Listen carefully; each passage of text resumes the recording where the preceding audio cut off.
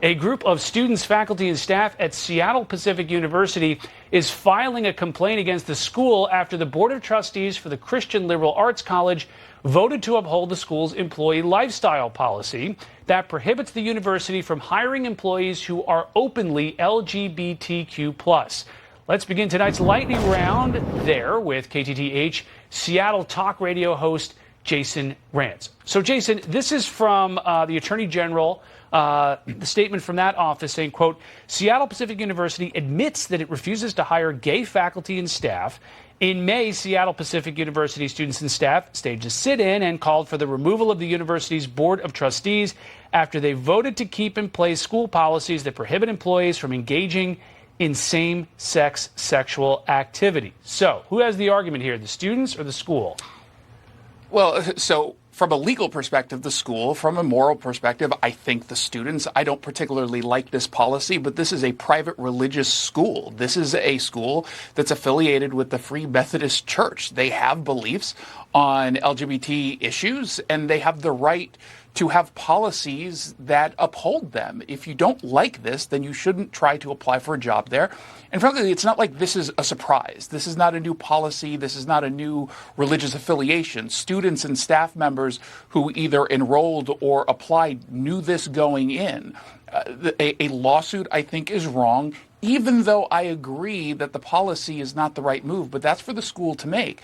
And if they suffer consequences as a result of it, lack of enrollment, lack of an ability to attract certain kinds of staff members who are qualified, well, then that's the consequences that they're going to have to live with. This is a school, though. I mean, you look at their offerings. You can major in accounting, chemistry, psychology. I mean, you know, all the hits here. Is it legally proper to say that somebody who is let's say, gay and teaches English or literature or history or whatever can't teach at that school? Again, from a legal perspective, I'm not a lawyer. I did watch all the good seasons of The Practice, so I know a little bit. I would say, just legally speaking, I believe they have the right because of their religious affiliation. Again, when we're talking about religious institutions, they do have a different set of rules when it comes to these kinds of policies. If it is against their religious beliefs, it's against their religious beliefs, and the government should not be coming in and trying to compel them to change them. So also coming to a neighborhood near you are Narcan vending machines. This is the former DEA Deputy Chief of Staff talking about that. Greater, more widespread access to naloxone is fundamentally a good thing. I'm not sure if it goes far enough. The ultimate goal can't be simply to keep people alive.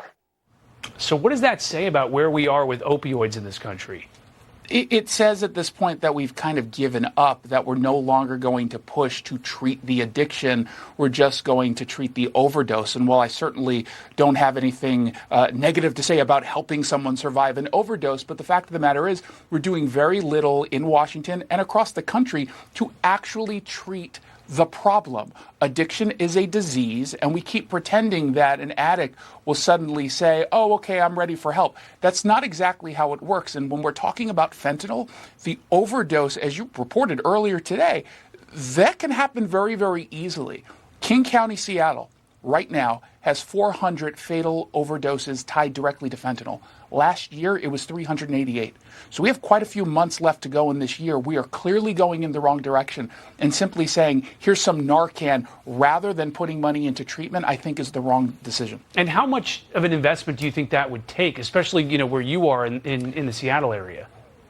It's going to take a lot, but at the end of the day, there are societal benefits and a moral obligation. Societal benefits because a lot of the homelessness crisis is being driven by drugs, and they're putting a ton of money, tens of millions of dollars, really hundreds of millions of dollars into housing when they could be doing it into drug treatment. Jason Rantz, our man out in the Pacific Northwest. Jason, thanks so much for joining us. Thanks, Rich.